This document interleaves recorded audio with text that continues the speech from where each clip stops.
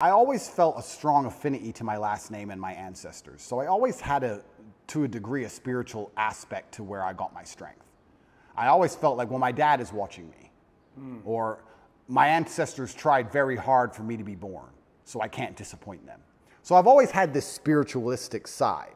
Like, imagine the disappointment my ancestors would feel if they fought saber-toothed tigers and survived World War II and went through all the garbage they went through just for my father to be born, and then he suffered like he suffered to raise me, for me to be raised and become the most famous man in the world and call myself top G and then cry when I went to jail.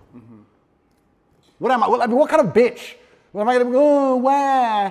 No, I go to jail with my head held high, and if they put me in jail for the next 20 years, I'll walk in there with my head held high. And if anybody sees me, I'm not going to be a broken man. I refuse to be a broken man. It's disrespectful to everybody who ever died or tried hard for me to be raised, for me to emerge from this difficulty as a broken person.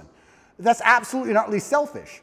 When a man sits and says to me he's broken or he's depressed or he's sad, etc., that's selfishness. You have shit to do. Yeah. And you have people to be respectful to, including people who are no longer here. I don't have time. They can put me in solitary confinement for 20 years, and when I walk out of there, and the first podcast I do, I refuse to be called broken.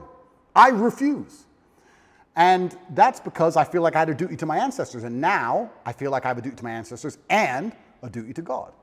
So I've always felt that. And I assume you feel like you're fulfilling your duty, that your father would be proud of you?